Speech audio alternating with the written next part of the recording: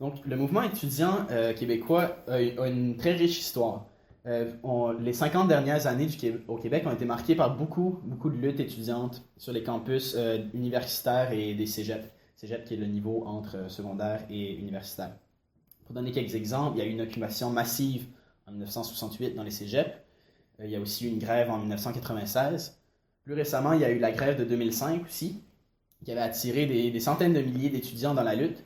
Le gouvernement libéral qui avait décidé de convertir 103 millions de dollars de bourses en prêts. Ça avait amené les étudiants à faire la grève et le gouvernement avait dû reculer, du moins partiellement.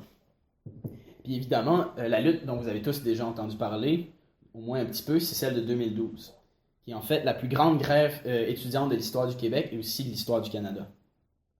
La grève a duré 6 mois et au plus fort de la grève, 65% du réseau universitaire et collégial québécois était paralysé par la grève. Il y avait 310 000 étudiants en grève. Je vais y revenir en détail plus tard, évidemment. Mais au cours des dernières semaines, on a vu un grand nombre d'associations étudiantes retourner en grève à nouveau sur les différents campus du Québec.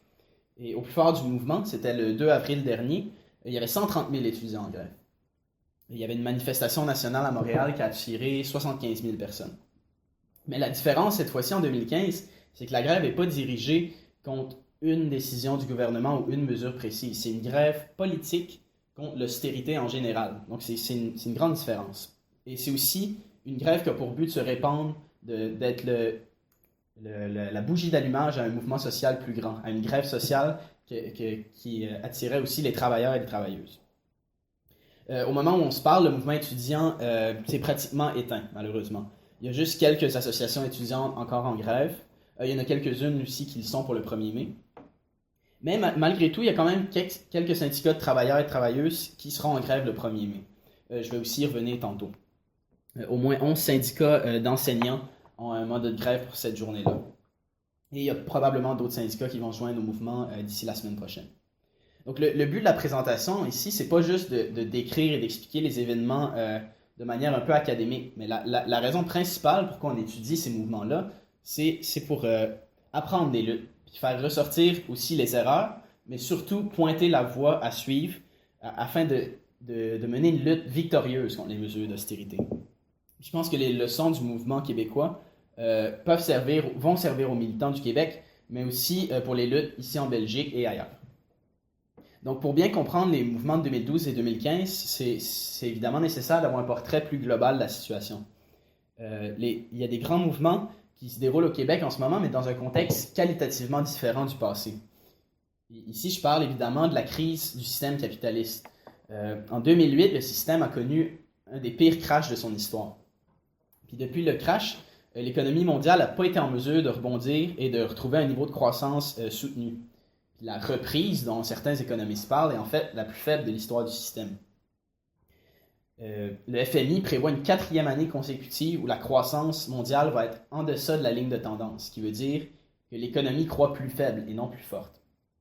Il y a aussi l'OCDE, qui n'est pas vraiment une organisation de gauche, vous en conviendrez, qui a publié un rapport l'année passée qui prévoit que la croissance de l'économie mondiale va être stagnante au moins jusqu'en 2060. Donc, ça veut dire que l'austérité est à l'ordre du jour, littéralement, dans tous les pays. Et si l'OCDE a raison, ça veut dire qu'on a 45 ans devant nous de coupures dans les services, de réduction des conditions de travail et des conditions de vie devant nous. Puis il y a beaucoup de gens qui vont argumenter que l'austérité, c'est juste une mauvaise idée. Et c'est quelque chose qu'on entend beaucoup au Québec, que l'austérité, c'est idéologique. Mais l'austérité, c'est pas une simple idéologie. L'austérité, c'est la conséquence même de la crise du système capitaliste. C'est la seule solution que les capitalistes voient aujourd'hui pour résoudre la crise de leur système. Le Québec et le Canada sont évidemment pas différents du reste du monde, de l'Europe et de l'Asie, etc. C'est sûr, il faut avouer, l'économie canadienne s'en est sortie mieux que les autres après le gros crash de 2008, c'est vrai. Mais il y a beaucoup de chiffres qui montrent qu'en fait, l'économie canadienne et québécoise se porte peut-être pas aussi bien qu'on peut le penser au premier abord. Je vais juste nommer quelques chiffres au Québec, puisque c'est de ça dont il est question aujourd'hui. En 2013, la croissance du PIB québécois était seulement 1,2%, ce qui est presque un point de pourcentage complet en dessous de la moyenne canadienne. Depuis que le Parti libéral a repris le pouvoir en avril 2014, il y a 80 000 emplois en temps plein qui ont été perdus.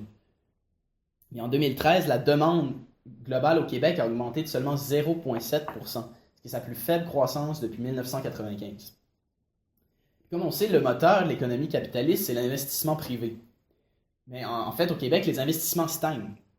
Et il y a présentement environ 111 milliards de dollars en argent mort au Québec, dead money, c'est-à-dire de l'argent qui dort dans les comptes de banque, prêt à être investi. Mais évidemment, pourquoi les capitalistes investiraient dans une économie qui est dans un aussi piètre état? Ça ne ferait pas de sens. Donc, au cours des dernières années au Québec, on a été témoin d'une vague de mesures d'austérité très sévères imposées à la classe ouvrière et à la jeunesse.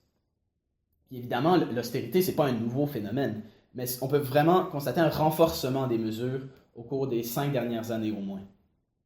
Puis le point que j'essaie de faire ici en expliquant ça, c'est que les conditions économiques difficiles et l'austérité fait que c'est beaucoup plus difficile pour les travailleurs, les travailleuses et la jeunesse d'arracher des concessions au capitalisme.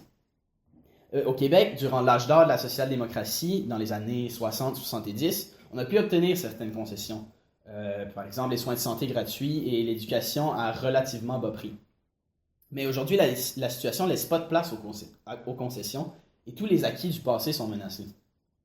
Donc, comme je l'ai dit, ça veut dire qu'il faut lutter doublement plus fort pour gagner quoi que ce soit. Puis en fait, presque à chaque fois qu'on gagne une lutte, ce qu'on gagne, c'est le statu quo, qui ne satisfait déjà pas une grande majorité de gens.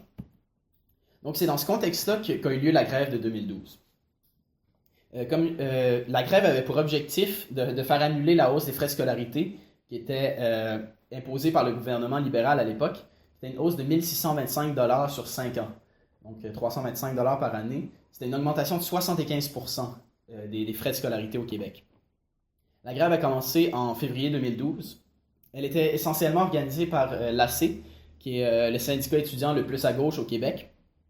Au moment de la grève, il est devenu la coalition large de l'AC, englobant d'autres associations étudiantes, donc je vais y référer ici par le mot classe.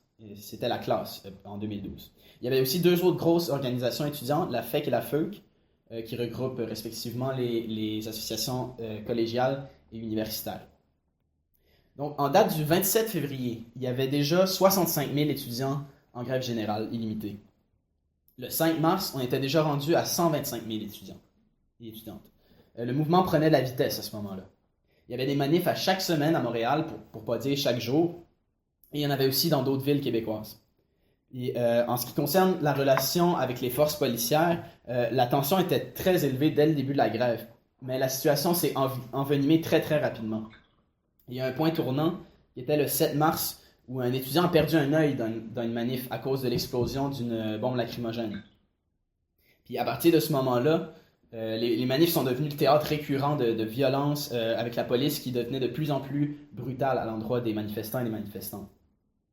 Puis ça a sans doute été une des leçons les plus éloquentes pour les étudiants qui sont entrés dans la lutte sans nécessairement être politisés avant, de voir de leurs yeux le rôle des policiers dans nos sociétés et leur rôle spécifiquement face aux mouvements sociaux. Il y a une manifestation nationale qui a été appelée pour le 22 mars, puis elle a été un grand succès. C'est cette journée-là qu'il y avait 310 000 étudiants en grève au Québec. Et à la manif, il y avait 200 000 personnes qui ont assisté, ce qui était la plus grosse manif à Montréal depuis celle contre la guerre en Irak 10 ans auparavant, et probablement plus grosse que celle-là. Donc le momentum, à ce moment-là, était vraiment du côté des étudiants. On aurait dit qu'on était assuré de gagner à ce moment-là. Il y avait d'autres associations étudiantes qui se joignaient au mouvement, qui votaient pour la grève générale, et les associations qui étaient déjà en grève continuaient de reconduire la grève, semaine après semaine. Le 22 avril, un mois plus tard, une autre manif a attiré plus de 200 000 personnes. C'était encore une fois une autre démonstration de force du mouvement. Fait qu'au fil du temps, le gouvernement a réalisé qu'il devait réagir, qu'il devait faire quelque chose. Plusieurs associations étudiantes reconduisaient la grève, mais avec la demande de négocier avec le gouvernement pour essayer de trouver une sortie de ce qui était devenu une vraie crise sociale. Le 27 avril, le gouvernement a fait une offre, entre guillemets, aux étudiants. La hausse des frais de scolarité ne serait pas de 325 $ par année sur 5 ans, elle serait de 255 sur 7 ans. Donc, c'était évidemment une offre absolument ridicule qui a été rejeté par la base étudiante. Un autre facteur important dans l'équation à ce moment-là, c'est le fait que la classe dirigeante utilisait la violence dans les manifs pour délégitimer le mouvement en entier. Comme je l'ai dit tantôt, la relation entre police et manifestants était de plus en plus tendue. Mais c'est aussi vrai que certains groupes de manifestants utilisaient des tactiques d'action directe et tout ça, ce qui aidait le gouvernement dans sa propagande. Le gouvernement a utilisé ça pour bâtir sa dichotomie démagogique entre le règne de la démocratie, qui était eux, et le règne de la rue, les étudiants en grève. D'ailleurs, il y a un intéressant éditorial qui a été publié le 28 avril, puis le titre était justement ça. Il disait « Le choix, la démocratie ou la loi de la rue ». Et encore plus intéressant, c'est ce qui est dit dans l'article. Je vais le citer ici textuellement. L'article dit « Acheter la paix sociale du côté du gouvernement ne peut pas être une solution permanente, car tous les autres groupes d'intérêt qui s'opposeront à l'avenir aux mesures d'austérité verraient que non seulement le gouvernement actuel, mais la société qu'il représente peut être intimidée. » Donc ce qui est dit ici, c'est très très clair. Il dit le gouvernement ne peut pas reculer, parce que sinon ça montre un bon exemple. Ça montre un exemple de groupe social qui mène la lutte et qui gagne. Donc on ne peut pas laisser ça arriver. Donc c'était ça le danger du mouvement étudiant. C'était une lutte contre la hausse des frais de scolarité, mais c'était aussi beaucoup plus que ça. C'était aussi une lutte contre l'austérité. Donc vers la fin avril, le mouvement est dans l'impasse. La pression était mise sur le gouvernement pour trouver une solution et aussi sur le leadership des étudiants, des syndicats étudiants pour trouver un accord, pour acheter la paix sociale.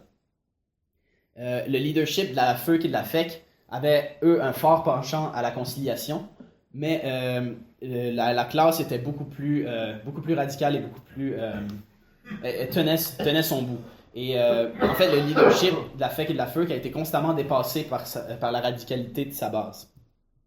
Le 5 mai, il y a eu 22 heures consécutives de négociations entre les représentants du gouvernement et ceux des groupes étudiants, des syndicats étudiants. Une entente de principe a été conclue. L'entente prévoyait que la hausse des frais de scolarité serait maintenue, mais qu'elle serait compensée par la baisse de différents frais associés à la facture étudiante. Donc la facture pour l'année suivante serait la même pour les étudiants. Le gouvernement, un peu fier de son coup, affirmait que ce n'était pas une concession puisque la hausse était maintenue. La proposition a donc été soumise à la base des syndicats étudiants et chaque association, une après l'autre, a refusé l'offre, ou presque. Donc, on était de nouveau dans l'impasse. Le 14 mai, la ministre de l'Éducation a démissionné, ce qui était un autre point tournant dans le mouvement. C'était une victoire pour les étudiants. Elle voyait ça comme peut-être une façon de résoudre la crise. Donc, mais le gouvernement, avec la nouvelle ministre, a réaffirmé sa volonté d'imposer la hausse des frais de scolarité à tout prix. Tandis que la base étudiante était très radicalisée et affirmait qu'elle n'allait pas laisser passer ça. Depuis le 24 avril, il y avait une manif à tous les soirs à Montréal, qui attirait des milliers de gens chaque soir. Puis il y avait aussi la menace que la session en entier pourrait être annulée. Donc finalement, le gouvernement a décidé d'utiliser la répression ouvertement. Le 18 mai, la loi 78 a été adoptée, qui était une loi spéciale de retour au travail adaptée aux étudiants, si je peux m'exprimer comme ça. Donc les points importants de la loi sont les suivants, je vais les nommer vite. La session est suspendue et reportée au mois d'août pour les associations encore en grève. Puis lorsque la session allait commencer, on n'avait pas le droit de bloquer l'accès aux cours, il fallait que les cours se donnent. Donc on suspendait le droit de grève, carrément. La loi incluait des nouvelles règles, comme pas le droit de faire du piquetage ou des manifs à moins de 50 mètres de tout établissement scolaire. Mais il y a aussi les amendes prévues contre ceux qui désobéissaient à la loi. Ça n'avait aucun bon sens. C'était entre 1 000 et 5 000 $ pour un individu et entre 25 000 et 125 000 pour toute institution, syndicat ouvrier, syndicat étudiant, etc. La loi a été dénoncée par Amnesty International, par des représentants de l'ONU également et par d'autres groupes. Donc c'était un dur coup qui était porté au mouvement avec cette loi-là. Mais comme on sait, l'histoire nous apprend que la répression, c'est un couteau à double tranchant. Souvent, ça peut écraser les mouvements, mais ça peut aussi mettre le feu au mouvement. Puis au Québec, c'est la deuxième option qui a prévalu. Le mouvement a eu un regain d'énergie. Les manifs quotidiennes n'ont pas cessé et ont continué d'attirer des milliers de gens tous les soirs. Puis le 22 mai, 4 jours après l'adoption de la loi, c'était le 100e jour de la grève. Une autre manif a attiré 250 000 personnes à Montréal. Certains avancent même le chiffre de 400 000.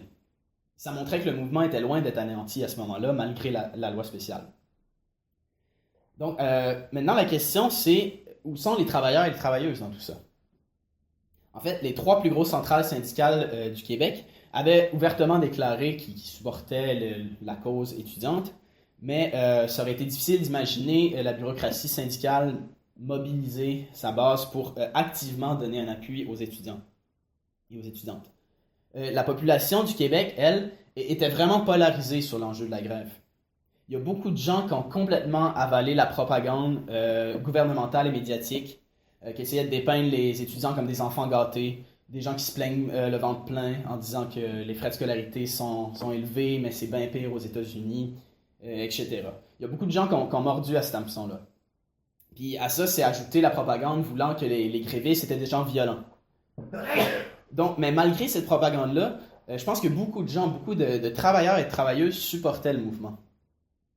C'est quelque chose qu'on a pu voir, en fait, après l'adoption de la loi spéciale, avec le mouvement des casseroles qui a commencé. Quelque chose qu'on avait vu en Argentine au début des années 2000. Ça a repris vie au Québec, un peu sorti de nulle part. Les gens sortaient le soir, des gens normaux, si je peux m'exprimer comme ça, des personnes âgées, des mères et des pères de famille, qui sortaient sur leur balcon et tapaient sur leur casserole en soutien des étudiants. Et on a aussi vu les casseroles apparaître dans les manifestations. Donc ça montrait qu'il y avait un support des gens envers le mouvement. Donc la tâche du mouvement étudiant aurait été de créer des liens de solidarité avec les travailleurs et les travailleuses, d'aller les voir et leur parler sur des lieux de travail sélectionnés, puis tenter de les convaincre de se joindre, par exemple, à un mouvement de grève générale de 24 heures. Parce que, comme je l'ai dit, le gouvernement ne voulait pas reculer, puis la majorité des étudiants restaient en grève et ne voulaient pas reculer non plus. Donc la seule manière de faire avancer le mouvement à ce moment-là, ça aurait été d'entraîner les travailleurs et les travailleuses dans la lutte. Et dans les faits, il y a plusieurs associations étudiantes qui ont voté pour des résolutions allant dans cette direction-là. Mais la classe, sur son site web, avait même appelé à la grève sociale. C'était un pas dans la bonne direction, mais en fait, c'est que sur le terrain, concrètement, très peu a été fait pour faire en sorte que ça se matérialise. Mais en fait, c'est que ça aurait dû être la priorité numéro 1 du mouvement à ce moment-là. Trouver des ponts vers les travailleurs et les travailleuses. D'un point de vue marxiste, c'est évident que les étudiants et les étudiantes isolés n'ont pas beaucoup de pouvoir face au gouvernement. Au Québec, ils ont littéralement paralysé une bonne partie du système d'éducation, mais ce n'est pas suffisant. C'est la classe ouvrière qui a le pouvoir de paralyser le système et de frapper là où ça fait mal, c'est-à-dire dans les poches des capitalistes. Puis en fait, pour le 1er mai, il y a une des centrales syndicales québécoises qui a appelé sa base à ériger des piquets de grève symboliques sur l'heure du dîner. Mais ça, c'est pas grand-chose, mais ça aurait été une bonne occasion pour les étudiants et les étudiantes d'aller voir les gens, leur parler, expliquer les enjeux et essayer de les rallier concrètement à la cause. On aurait pu bâtir des comités de solidarité étudiants-travailleurs afin de créer des liens organiques entre les deux groupes. Ça n'a pas été fait. Je pense qu'une partie du blâme pour ça peut être attribuée au leadership du mouvement et particulièrement au leadership de la classe, étant donné que c'était la soi-disant association radicale.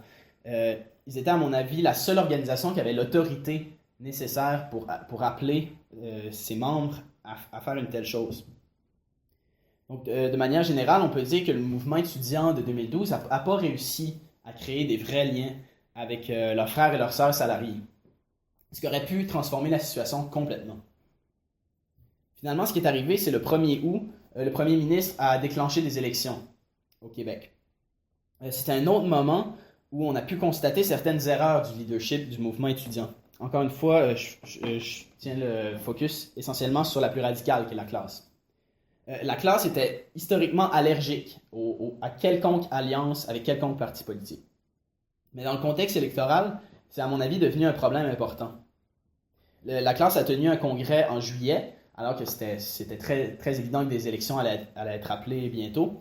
Et la classe a décidé dans son congrès qu'elle appellerait à poursuivre la grève pendant les élections et qu'elle ne supporterait aucun parti. supportaient des idées et non des formations politiques. Je pense que c'est là une erreur de la classe. Parce que quand les élections étaient lancées, ça a contribué à isoler le mouvement étudiant. Parce que l'humeur n'était pas pour un boycott des élections, pas du tout. Puis en bout de ligne, la plupart des étudiants encore en grève, quand il est venu le temps de rentrer en classe, ils ont voté pour rentrer en classe. Ils n'ont pas voté pour continuer la grève. Il y a juste quelques milliers d'étudiants qui sont restés en grève jusqu'au bout. La plupart des étudiants mobilisés, nouvellement mobilisés, ont vu les élections comme une opportunité de défaire le gouvernement libéral et ont décidé de retourner à l'école et de s'impliquer dans les élections. Finalement, les élections ont vu le Parti québécois, qui est le parti nationaliste au Québec, remporter les élections avec un gouvernement minoritaire, mais ça lui a permis d'annuler immédiatement la hausse des frais de scolarité et d'abroger la loi 78. Donc c'est à ce moment-là que le mouvement a virtuellement pris fin, sur une victoire en bout de ligne. Les étudiants ont réussi à renverser un gouvernement et à faire annuler la hausse des frais de scolarité. Mais en bout de ligne, le mouvement a gagné en dépit de son leadership radical, et non à cause de lui, parce que durant les élections, qui était un moment critique, le leadership a échoué à connecter avec l'humeur générale de leur base étudiante. Je pense qu'une bonne voie à suivre durant les élections aurait été de, oui, appeler à continuer la grève, c'est correct, mais le tout en apportant un support critique au seul parti campé à gauche qui défend la gratuité scolaire, qui est un parti de gauche qui se nomme Québec solidaire.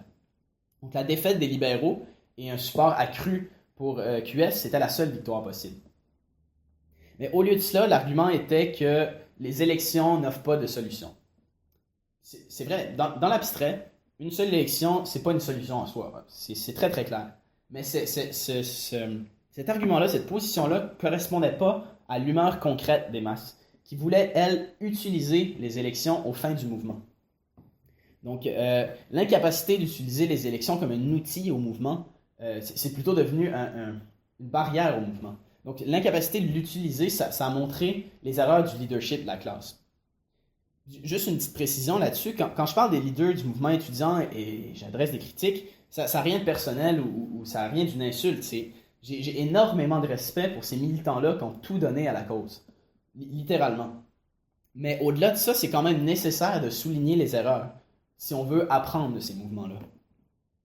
Puis je pense qu'avec un meilleur leadership, ça aurait été possible de servir des élections et ça aurait, comme j'ai dit plus tôt, été possible de bâtir des liens plus concrets avec les travailleurs et les travailleuses. Puis si ça avait été fait, ben on peut juste imaginer où le mouvement aurait pu aller.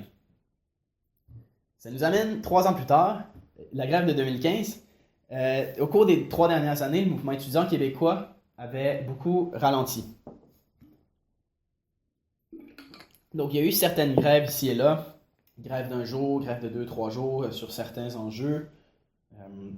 Mais il semblait que le mouvement avait été un peu épuisé après la longue lutte de 2012, qui est très facile à comprendre, évidemment. Mais au cours des dernières semaines, les étudiants sont revenus à l'avant-plan. Mais cette fois, l'aspect primordial, c'est l'attitude face au mouvement ouvrier.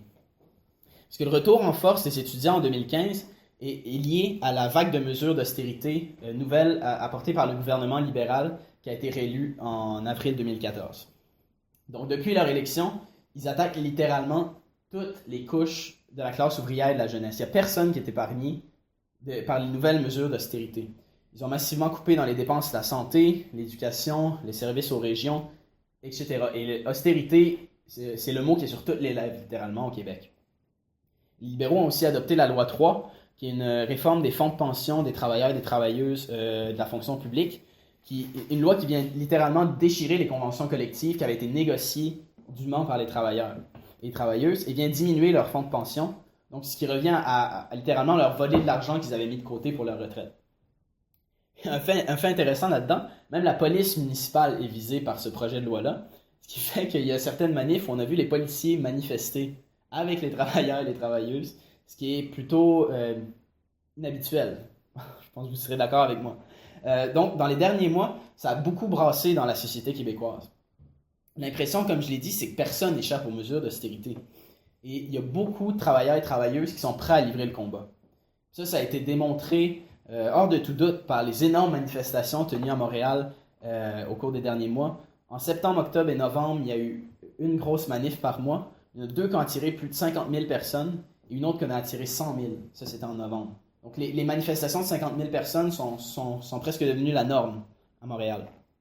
Donc, mais ces 3 manifs-là, c'était surtout des travailleurs. Évidemment, des jeunes aussi. Il y avait aussi une grève étudiante d'un jour pendant une des manifs.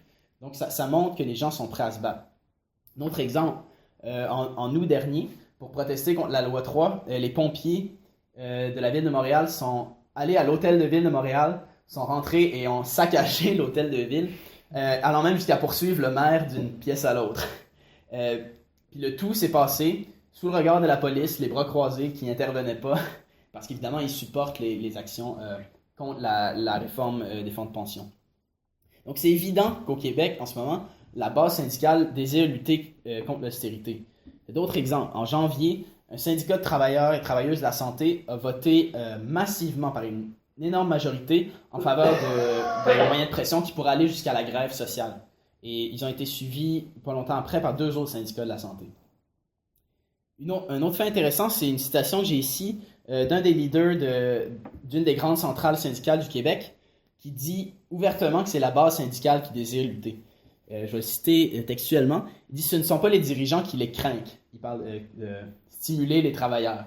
Ce ne sont pas les dirigeants. Dans 3 ou 4 régions, je me suis fait demander si j'étais prêt à aller en prison. Il y a des membres qui sont prêts à défier un décret ou une loi spéciale. La référence à la prison, c'est une référence à des leaders syndicaux qui avaient été emprisonnés en 1972 dans des circonstances similaires en appelant leur membership à défier une loi spéciale. Donc ça montre que les gens sont prêts à lutter.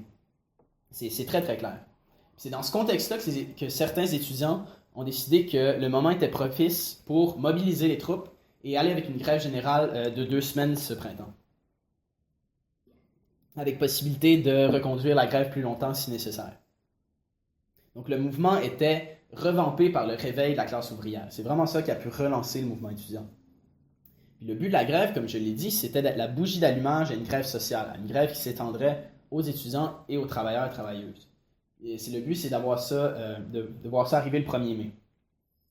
Donc, on est à un niveau supérieur par rapport à 2012. C'est pas une grève contre une mesure particulière, c'est une grève contre l'austérité en général, avec comme objectif d'étendre le mouvement. Cette fois-ci, par contre, la mobilisation n'était pas le fait des grands syndicats étudiants comme l'AC, mais a été essentiellement organisée par des comités, ce qu'on a appelé les comités printemps 2015, des comités rassemblant les étudiants radicalisés sur les campus, qui sont formés un peu spontanément la session dernière pour organiser la grève. La grève a été lancée le 23 mars sur plusieurs campus. Au début, il y avait 30 000 étudiants qui étaient en grève. Puis l'idée derrière la grève à ce moment-là précis, c'est que le 31 mars, des centaines de milliers de travailleurs et travailleuses de la fonction publique se retrouvaient sans convention collective, ce qui veut dire que ça leur donne le droit de faire la grève légalement. Les étudiants espéraient que les travailleurs et les travailleuses se joindraient au mouvement, les travailleurs de la fonction publique. Donc la grève a été lancée et au même moment, la brutalité policière est revenue. Une brutalité absolument dégoûtante dans les nombreuses manifs organisées pendant ces 2 semaines-là. Il était encore une fois très évident que les médias étaient vraiment hostiles au mouvement. C'était limpide.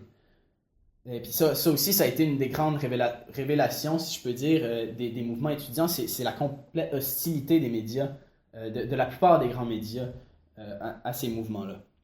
Puis cette fois-ci aussi, en 2015, contrairement à 2012, les autorités n'ont pas perdu de temps avant de lancer leur campagne de peur. Le ministre de l'Éducation a rapidement déclaré que la session serait annulée si les étudiants continuent la grève. Ce qui est absolument ridicule parce qu'une grève de 6 mois en 2012 n'a pas annulé de session. Donc ici, c'est absolument ridicule. Et l'administration de mon université, à Montréal, l'UQAM, qui est le foyer de la plupart des contestations, qui rassemble beaucoup d'étudiants et d'étudiantes radicalisés, a décidé d'expulser 9 étudiants au début de la grève, pour des raisons diverses. Mais le point commun de ces étudiants et étudiantes-là, c'est qu'ils sont activement impliqués dans le mouvement étudiant. Donc c'était de toute évidence un geste politique de la part de l'administration de les expulser. Mais malgré tous ces facteurs-là qui allaient contre le mouvement, plusieurs manifs ont attiré des milliers de personnes pendant les 2 semaines de la grève. Puis le 2 avril, journée de manifestation nationale contre l'austérité, 130 000 étudiants étaient en grève, comme je l'ai dit au début, Et la manif à Montréal a attiré 75 000 personnes. Donc encore une fois, une belle démonstration de force du mouvement. Au moment de la grande manif, la grève de 2 semaines tirait à sa fin. Et le mouvement étudiant devait trouver une voie à suivre. La fin de semaine du 4-5 avril, le congrès de l'AC avait lieu. Puis il y a question de la suite du mouvement. Peu de temps avant le congrès, le comité exécutif de l'AC a suggéré dans une lettre à ses membres de mettre un terme à la grève et de potentiellement la recommencer à la session d'automne. Ils présentaient cette idée-là comme un repli stratégique. Leurs arguments étaient que, mis à part pour la journée du 2 avril, la grève ne s'était pas vraiment répandue tant que ça à l'extérieur de Montréal, ce qui était vrai, et qu'il serait donc judicieux de mettre temporairement fin au mouvement et de recommencer à l'automne à un moment où les travailleurs et travailleuses de la fonction publique seraient probablement... Il y aurait plus de chances que ceux et celles-ci soient en grève. De son côté, Printemps 2015, dont j'ai parlé tantôt, a publié une réponse à cette lettre du comité exécutif de l'AC, dans laquelle ils disent que le comité exécutif essaie de contrôler sa base, qui veut se dérober de sa mainmise. La lettre critique aussi la foi aveugle du comité exécutif envers la volonté des centrales syndicales de faire la grève à l'automne. Puis ils disent que le momentum construit par les étudiants au cours des 2 semaines de grève serait brisé par un arrêt de la grève. En fait, les deux argumentaires ici sont problématiques. L'argument de l'AC est problématique parce que c'est vrai que mettre fin à la grève, ça pourrait casser le momentum. Puis Printemps 2015 a aussi raison de dire qu'on ne peut pas simplement attendre que les centrales syndicales, que les bureaucrates des centrales syndicales soient désireux de faire la grève. Parce que comme on sait, les bureaucrates des syndicats, ceux qui sont payés 100 000 $ pour travailler pour les syndicats, ont rarement intérêt dans les mouvements de grève et vont souvent finir par trahir leurs membres dans la plupart des grosses luttes. Et en fait, le rôle que joue la bureaucratie syndicale, c'est celui de garder un couvercle sur la lutte des classes.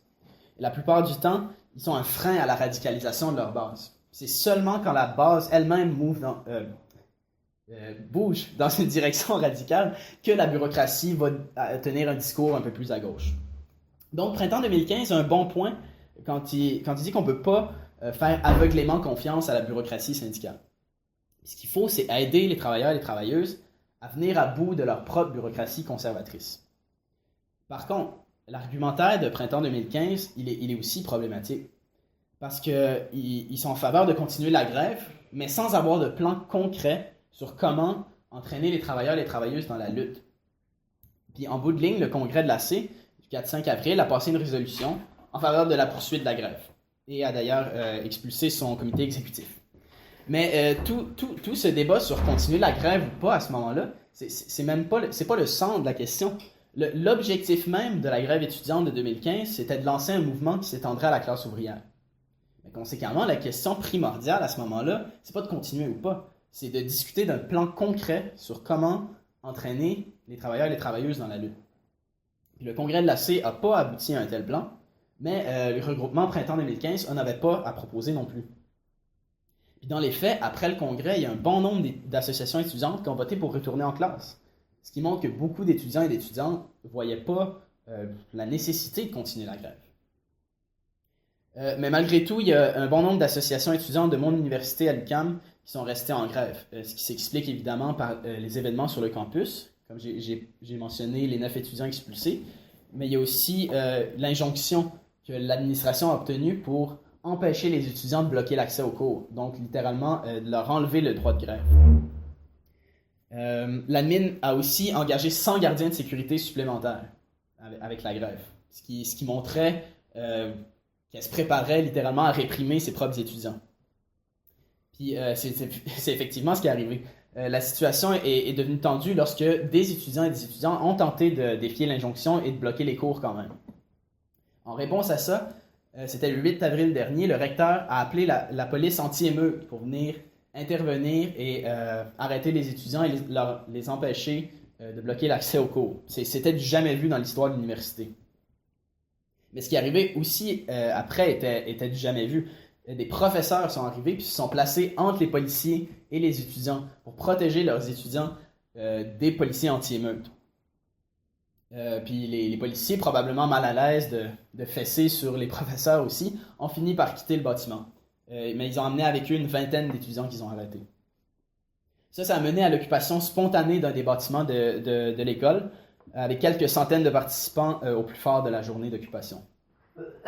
L'occupation a envoyé une délégation de professeurs, de chargés de cours et d'étudiants pour négocier avec l'administration, ce qui a duré 3 heures et le recteur a refusé de bouger sur toutes les demandes des étudiants et des étudiantes du groupe de négociation, qui appelait notamment à annuler l'expulsion des élèves, à pu envoyer l'anti-émeute sur les campus, etc.